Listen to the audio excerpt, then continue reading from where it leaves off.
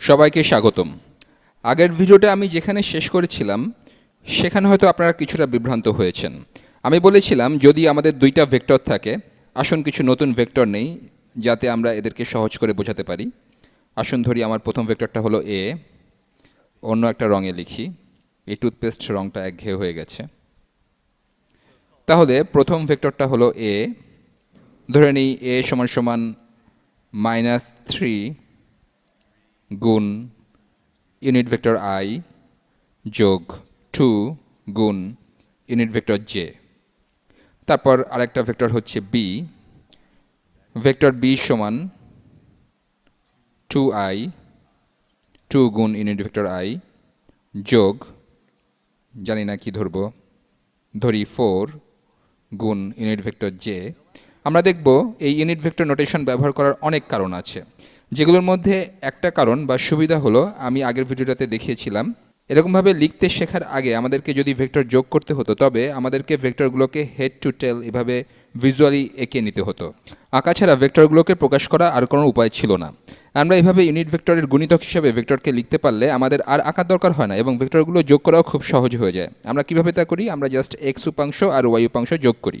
তাহলে এদের যোগফল হবে এ যোগ বি, উপরে এই অদ্ভুত ছোট তীর চিহ্নটা ভেক্টর প্রকাশ করে। তাহলে এটা সমান, এখানে সমান চিহ্ন হবে, এটা সমান -3 যোগ 2 আই, আমি আবার অন্য একটা রঙে লিখছি, যোগ 2 যোগ 4 জে। আমরা এক্স উপাংশ দুইটা যোগ করেছি যেটা হলো আই এর গুণিতক, আর ওয়াই উপাংশ দুটো যোগ করেছি যেটা হলো জে এর গুণিতক। আই হলো এক্স অক্ষের দিকে ইউনিট ভেক্টর আর জে হলো ওয়াই অক্ষের দিকে ইউনিট ভেক্টর। তাহলে আমরা পাই -3 যোগ 2 সমান -1। তাহলে -1i, আমরা শুধু -i লিখতে পারি, তবে আমি -1ও লিখছি কারণ আমরা মাত্র ইউনিট ভেক্টর শেখা শুরু করেছি। তাহলে -1i যোগ 6j। আমি যখন এটা করেছি আপনারা হয়তো বলতে পারেন আপনার কথা আমি তো অন্ধভাবে বিশ্বাস করতে পারছি না। সেটা আপনি বলতেই পারেন, এরকম একটা কথা আপনি বলতেই পারেন, কারণ এই জিনিসটার প্রমাণ কি? তাই আমি ভিজুয়ালি ভেক্টরগুলোকে যোগ করে দেখাবো যে এই ব্যাপারটা কাজ করে। আসুন ভেক্টরগুলো এঁকে ফেলি। আমার মনে হয় তাহলে আপনারা ইউনিট ভেক্টর সম্পর্কে আর একটু ভালো ধারণা পাবেন। আমি প্রথমে অক্ষগুলো আঁকি, এই অক্ষটা আঁকলাম, এটা হলো ওয়াই অক্ষ। এখন এক্স অক্ষ আঁকবো, এটা এক্স অক্ষ। আমাকে নিশ্চিত করতে হবে ইউনিট ভেক্টরের মাধ্যমে প্রকাশ করা ভেক্টর আঁকার জন্য যাতে পর্যাপ্ত জায়গা থাকে, অক্ষগুলো অসীম লম্বা হতে পারে এটা বোঝাতে এই তীর চিহ্নগুলো দিচ্ছি। এখন এই দিকে চিহ্নিত করছি 1 2 3, এই দিকে 1 2 3 4, এদিকে যাচ্ছি 1 2 3 4 5 6। আমার মনে হয় এখন আমি ভেক্টরগুলোকে যোগ করতে পারি, নিচের এই জায়গাটা আমাকে ব্যবহার করতে হবে না। তাহলে আগে ভেক্টরগুলোকে এঁকে নেই, -3i যোগ 2j। তাহলে -3i অর্থাৎ এখানকার এই ভেক্টরটা অনেকটা এরকম হবে, অনেকটা এরকম হবে। তাহলে এটা হলো -3 গুণ এক্স ভেক্টর, এটা বাম দিকে যাবে কারণ আই হলো পজিটিভ দিকে 1, এর আগে একটা নেগেটিভ চিহ্ন দিলে তা হবে বাম দিকে। আমি অন্য রঙে নিচ্ছি। তাহলে এটা হচ্ছে -3i, তারপর 2j, তাহলে +2j এরকম হবে, এটা +2j। এখন ভিজুয়ালি এদের যোগ করতে চাইলে একটার হেডের উপর আর একটা টেল বসাতে হবে। এটা এভাবে করা যায়, আমরা হয় এই ভেক্টরকে উপরে সরিয়ে নিয়ে এখানে আঁকতে পারি, অথবা এই ভেক্টরকে সরিয়ে এটা টেলকে এই ভেক্টরের হেডের সাথে যুক্ত করতে পারি। আসুন এই ভেক্টরকে আমরা বরং উপরে নিয়ে যাই। আমরা এটা এভাবে আঁকলাম। মনে রাখবেন আমরা হেড থেকে টেল যোগ করে আসলে ভেক্টর যোগ করার ভিজুয়াল পদ্ধতি ব্যবহার করছি। আমি একটা টেলকে আর একটা হেডের সাথে রাখলাম, তাহলে আমরা কি পাই? আমি এ ভেক্টরকে একই রং দিয়ে আঁকছি কারণ আমার মনে হচ্ছে ডায়াগ্রামটা একটু কমপ্লিকেটেড হয়ে যাবে। আচ্ছা, আমি তো লাইন টুল ব্যবহার করতে পারি, আনডু করি। এটা ভেক্টর এ, ভেক্টর এ এরকম হবে। আসুন আরেকবার দেখি। আমার এক্স উপাংশ আর ওয়াই উপাংশ দেওয়া আছে, আমরা তাদেরকে হেড টু টেল পদ্ধতিতে যোগ করছি, তারপর ভেক্টর এ পেলাম এরকম।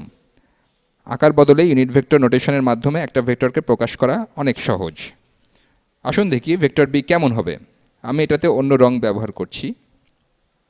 2i হচ্ছে এই ভেক্টর, 2 গুণ ইউনিট ভেক্টর i, এটা হলো এই জিনিস, প্লাস 4j, 1 2 3 4, 4j হবে এরকম। আমি আগের মতোই একটা ভেক্টরের টেলকে আর একটা হেডে সরিয়ে নিয়ে যাচ্ছি, সেটা এরকম হবে, সেটা এরকম হবে। এবার আমি লাইন টুল এবং লাল রং ব্যবহার করব এবং ভেক্টর বি হবে এরকম।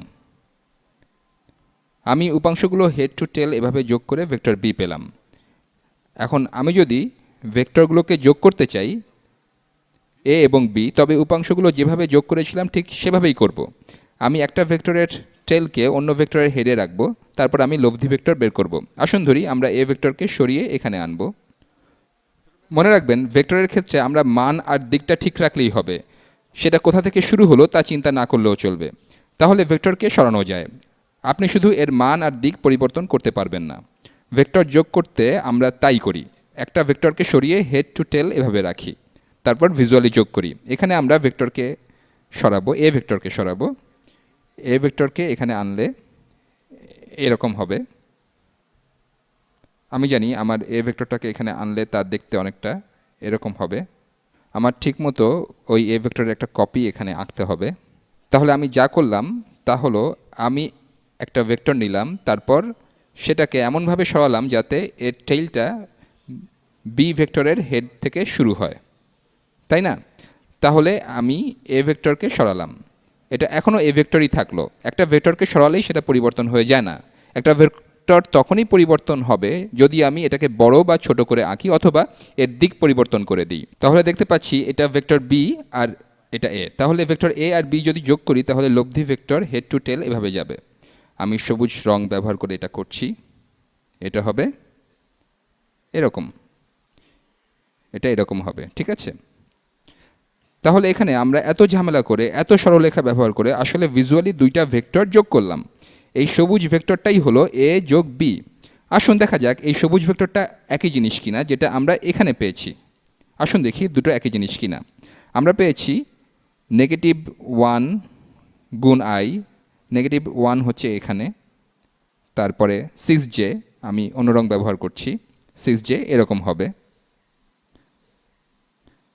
আপনি যদি হেড টু টেল এভাবে লিখেন তাহলে এরকম কিছু একটা পাবেন, আর এটাই হচ্ছে সবুজ ভেক্টরটা। তাহলে আপনি বুঝতে পারছেন, যদিও এই দুটো ঠিক একভাবে মেলেনি কারণ আমি এটা পরিচ্ছন্নভাবে আঁকিনি, আসলে এই দুটো বিন্দু একসাথে মিলে যেত যদি এটা আরও ভালোভাবে আঁকা হতো। এখানে অনেক কিছু বিভ্রান্তিকর মনে হতে পারে। আমি যে জিনিসটা দেখাতে চেয়েছি, আপনি এভাবে ভিজুয়ালি ভেক্টর আঁকতে পারেন, তারপর এগুলোকে সরাতে হবে, হেড টু টেল এভাবে বসাতে হবে, তারপর আপনি লব্ধি ভেক্টর পাবেন। এটা ভেক্টর যোগ করার একটা পদ্ধতি, আর অ্যানালিটিক্যালি এটা প্রকাশও করা যায় না। অথবা আপনি যে কোনো ভেক্টর এক্স এবং ওয়াই উপাংশের মাধ্যমে লিখতে পারেন, তাহলে তাদের যোগফল হবে তাদের এক্স উপাংশের সমষ্টি যোগ তাদের ওয়াই উপাংশের সমষ্টি। এইভাবে দুইটা ভেক্টর যোগ বা বিয়োগ করা অনেক সহজ, ঝামেলা নেই এবং এতে ভুল হওয়ার সম্ভাবনা অনেক কম। আশা করি আপনাদের বোঝাতে পেরেছি যে ভেক্টর এ যোগ বি আসলে এই ভেক্টরটাই হবে, এই ভেক্টরটাই হবে। যদি বোঝাতে না পারি তবে দুঃখিত। আশা করি আপনাদের আমি আরও বেশি বিভ্রান্ত করে ফেললাম না। যেহেতু আমরা নতুন একটা পদ্ধতি শিখলাম এবং আশা করি আপনারা বুঝেছেন ইউনিট ভেক্টর নোটেশনটা কাজের জিনিস, আমরা এই নোটেশন ব্যবহার করে আগে করা প্রজেক্টাইল মোশনের কিছু প্রবলেম এবং আরও নতুন কিছু জিনিস করব। আর শীঘ্রই আবার দেখা হবে।